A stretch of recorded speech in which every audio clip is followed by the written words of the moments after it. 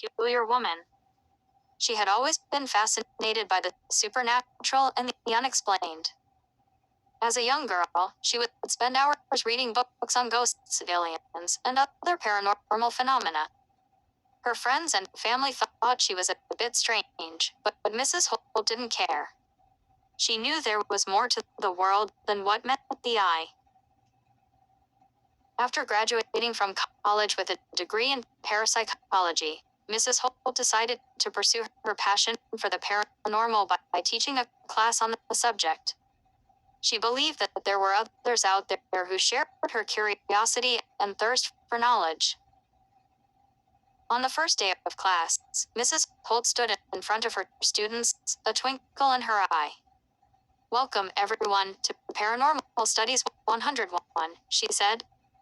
"I'm Mrs. Holt, and I'll be your guide on this journey into the unknown."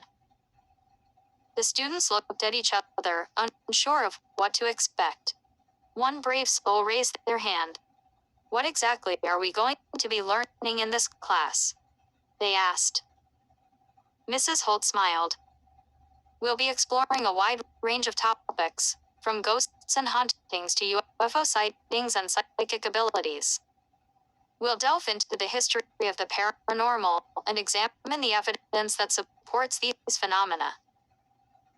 As the weeks went by, Mrs. Holt's class became a hit on campus.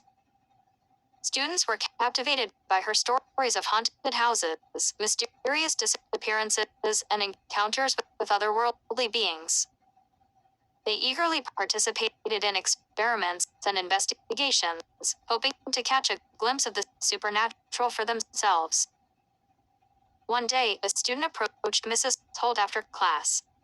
"I've always been skeptical of the paranormal," they admitted.